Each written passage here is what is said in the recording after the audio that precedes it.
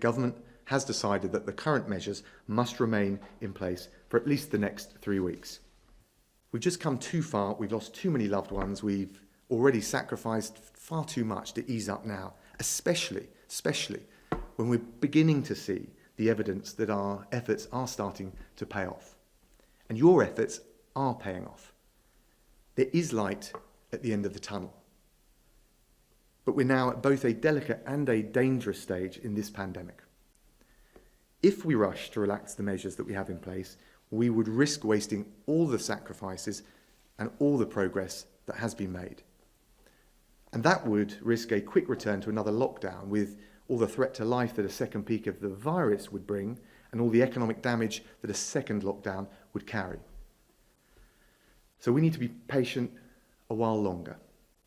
So please, stay home, save lives and protect the NHS so we can safely return to life as close to normal as possible, as soon as possible. So let me set out 5 specific things which the government will need to be satisfied of before we will consider it safe to adjust any of the current measures. First, we must protect the NHS's ability to cope.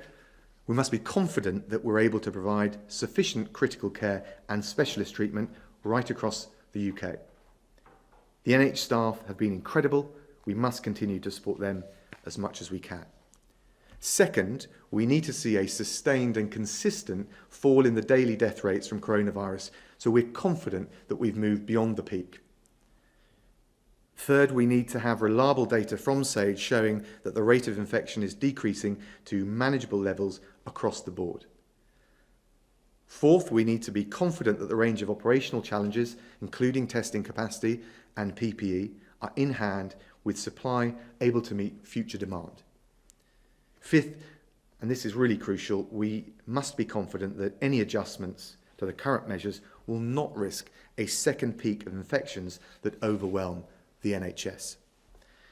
The worst thing that we could do right now is to ease up too soon, allow a second peak of the virus to hit the NHS and hit the British people.